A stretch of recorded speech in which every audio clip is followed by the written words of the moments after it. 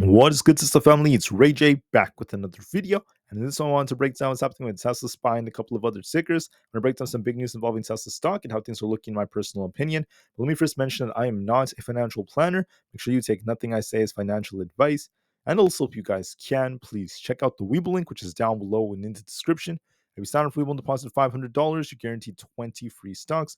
And the offer ends in just 5 days. It's been extended for just a little bit longer. Anyways, now let's talk about Tesla. Tesla has a nice inverse head and shoulders like structure, holding it very, very nicely. And I see a lot more upside potential thanks to this accumulation. This basically implies that Tesla could easily go to the 200s very soon. And I think that with deliveries coming up, there's a good chance that Tesla is going to surprise a lot of people. Overall, the technicals look very, very good. And there is going to be a good chance of more upside coming. So I can't wait to see what the future holds. But looking at other factors about the markets, I want to talk about Tesla first and the news before I break down more details about Tesla and SPY. So for Tesla, we had some negative news that came out. Tesla's recalled the Cybertruck to fix faulty windshield wipers and a loose trim. This is going to be a real recall to replace these parts. Then HTSA was looking into this, and now it's amounted to about 11,688 of the Cybertrucks. Not necessarily the end of the world. It's only 11,000 vehicles. Tesla will take care of this quite quickly. However, it is worth noting that this is not like an over-the-air software update fix. This is a real recall, and sometimes things like this happen to many of these car companies. It's not really affecting Tesla too negatively. It's just something worth noting. On top of this, there's been some good news, and that is that Mercedes is now going to be added to the brands that are going to have access to the supercharger network for Tesla. That's amazing news. That's the NACS charger standard that Tesla has. And the reason why this is important is because this is going to bring in not only more eyes on Tesla, but it's going to give Tesla control for more brands that are adopting the EV technology. This will help bring in a lot more revenue, a lot more growth, and it's going to incentivize the network to grow even more. Good news for Tesla. There's also some news that came out about Elon Musk. He's been talking about how the robots are going to be in the billions over time. It's going to generate billions upon billions of dollars in revenue for Tesla, if not trillions. And Musk is very, very bullish on Tesla thanks to that. There's been a lot of talk about that. As far as Tesla's deliveries go, the Chinese numbers came out. I talked about this in the morning already, but they're looking pretty good. We'll have to see how things go, at least for the end of the quarter, though, as we're approaching the deliveries date. I'll talk more about that a little bit later on, but next week that's going to be coming out. That's going to be pretty big for Tesla. Now, for the overall market, I wanted to call out something very important. The market saw the majority of stocks in the red. If you look at like the different sectors like healthcare, if you look at like energy, there are a lot of reds out there, kind of mixed for energy, but lots of red for utilities and such, even in the financial sector. However, there's a big however. If you look at semiconductors, Nvda led us up. Technology, we had Microsoft leading us up. All these other sectors, we saw big tech leading the market back up, and that's why we saw the S&P 500 continuing to push alongside the Nasdaq. That's why we're continuing to hold it very, very well. Big tech came to the rescue. Even Tesla started to push up higher. Once again, the S&P 500 Nasdaq snapped a 3-day slide thanks to Nvidia rebounding. It was leading the way up alongside other big tech stocks. They played a big role. Now, going into tomorrow, it's going to be Wednesday, June 26th, 2024.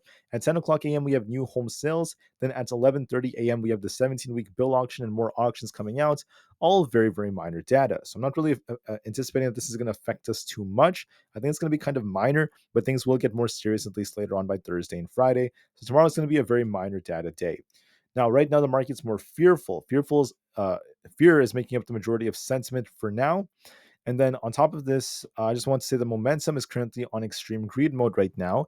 We're actually still in extreme greed because the market is still above its 125 daily moving average. We're not in one of those positions where we get closer to it or even break below it yet. We're also pretty close to all-time highs on SPY and the S&P 500 and other ETFs. The market is still, in my opinion, like if you want to say overvalued or at these high values, yes, it is.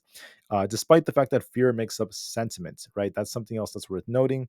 The puts and call option positioning is in extreme greed mode because of the position it's in. It's very low right now, and that's because we're still seeing a lot of puts being closed, a lot of call buyers that are very present.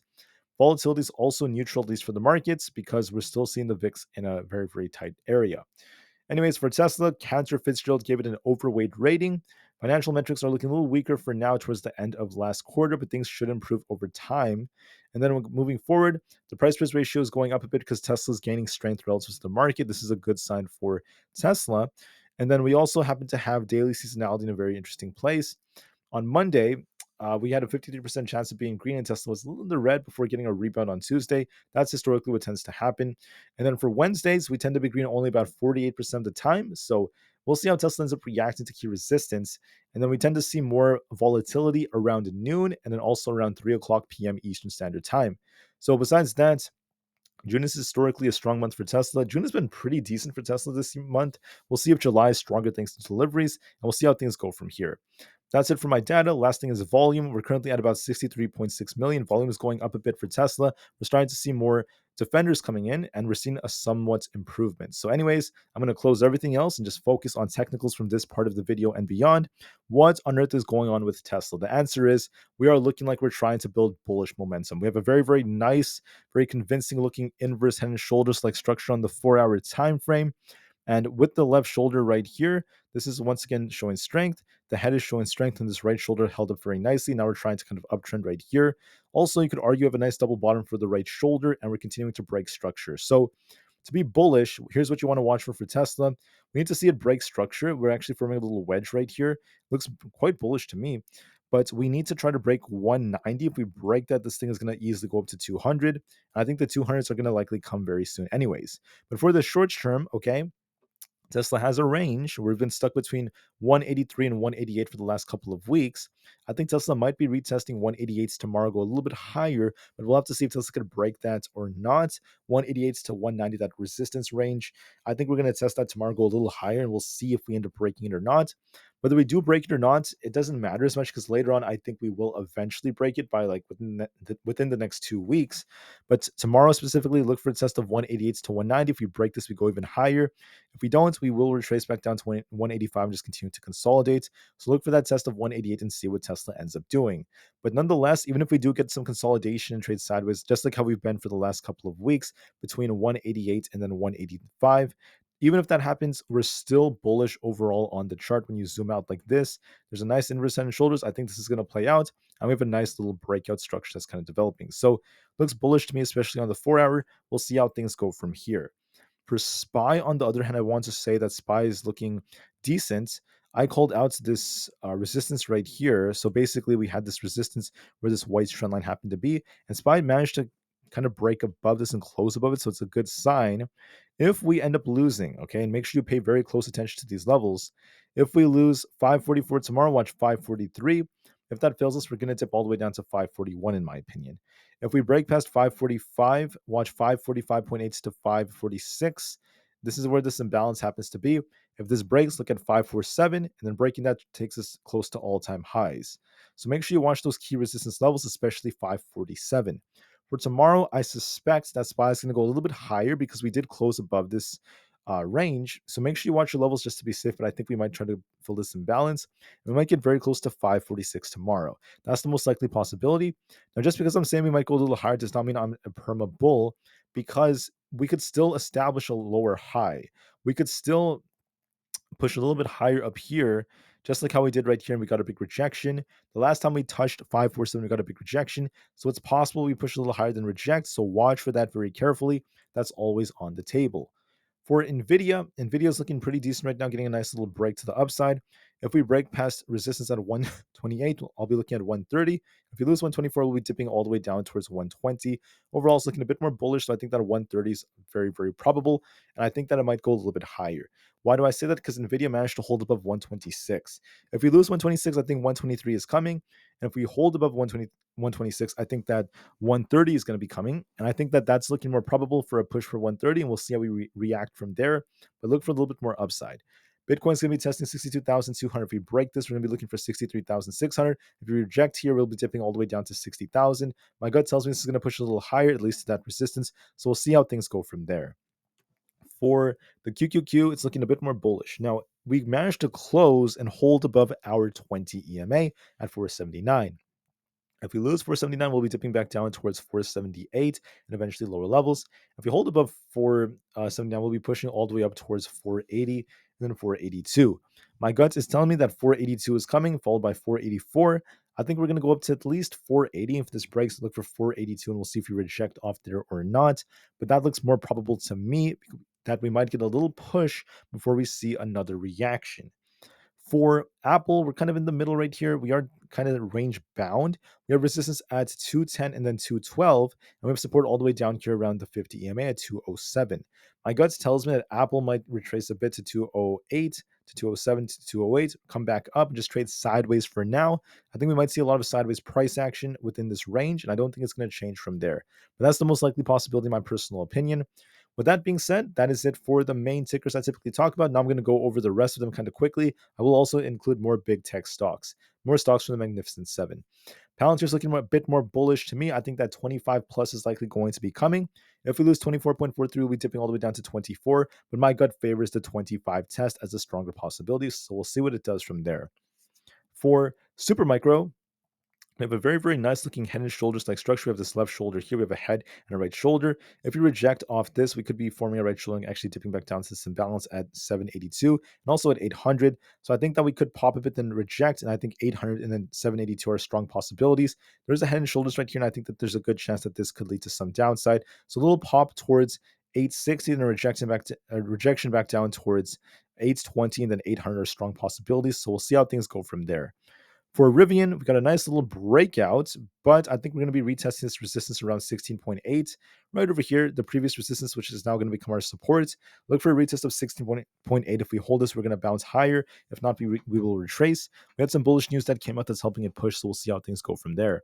So if I was looking a little bit weak as the financial sector is showing a little bit of weakness, I wouldn't be surprised if SoFi ends up dipping a bit towards 6.4, if not 6.3. So it might retrace a bit before it tries to bounce. So watch for that very carefully.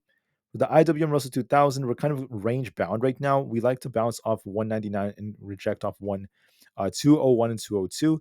My guts tells me it's going to retest 201 to 202, come back down, just trade sideways. So I see a lot of consolidation coming for the IWM. Nothing too crazy. For AMD, we're also potentially forming a nice little flag right here, depending on if we get a breakout. So I'll be watching this resistance zone. Let me just show you what this looks like. Kind of like this. And then we'll be watching to see if we make a similar move right here. So I'll be watching, excuse me, this very carefully. This could be a new flag that's forming right like this. Might continue to consolidate for a bit, and we'll see if we get a break to the upside. This could be a nice flag, so I'll wait and see how it goes. But watch that channel very, very carefully. ARM is looking a bit more bullish. Look for a test of 162.5. If that breaks 165 is coming. So I'll be watching that very carefully. For Coinbase, we're looking a bit more bullish. I anticipate that this is going to be pushing higher towards the gap fill. I think we could fill this gap all the way up towards the 225 area. And that's going to put us very close to where our 20 EMA happens to be, so around 226. So I favor some upside for Coinbase.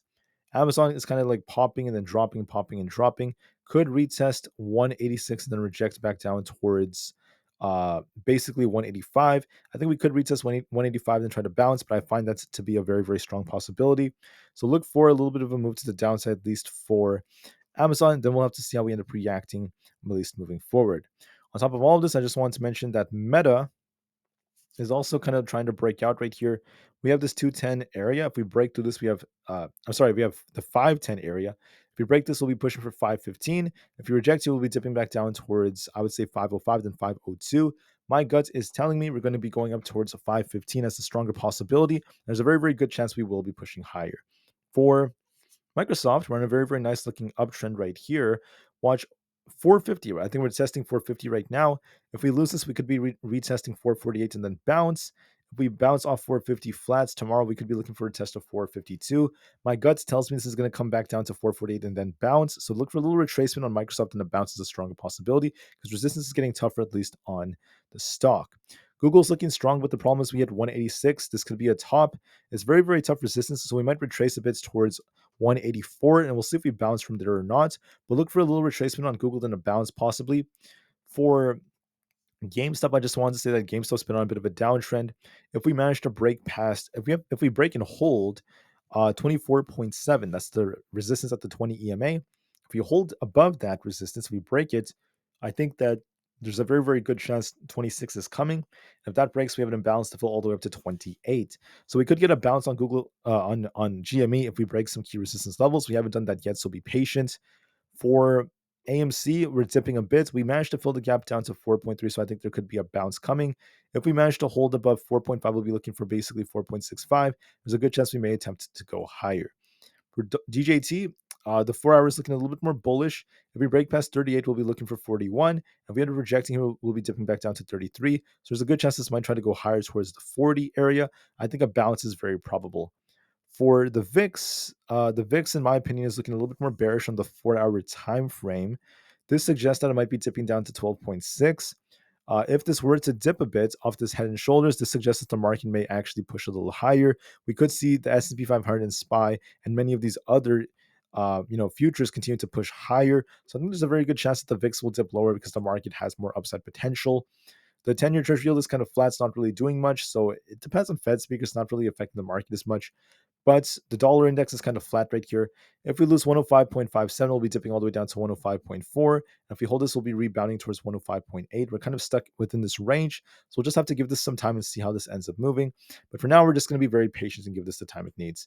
So anyways, that is it, at least for this video. I just want to say that Tesla, in my opinion, is looking very, very interesting. It has a lot more upside potential. It's looking pretty good right now. We have a nice wedge forming, but just be careful at this resistance between 188 and 190. Tesla will likely test that tomorrow, and we'll see how it reacts. Even if we do kind of like come down from it, it's going to be completely fine, because as long as we don't end up losing key support around like the 180 area, Tesla's going to remain range bound and has potential to rebound and bounce again. And as long as if we do manage to break 190, we're eventually going to start running to the 200s, which I think will eventually happen. We'll have to see if that happens either before or after deliveries. But I think there's a very good chance Tesla will run more, and the share price is looking more bullish, in my personal opinion. So with that being said, guys, I want to thank you all so much for listening. Please have an absolutely incredible rest of the day. I hope this video was very insightful for all you guys out there.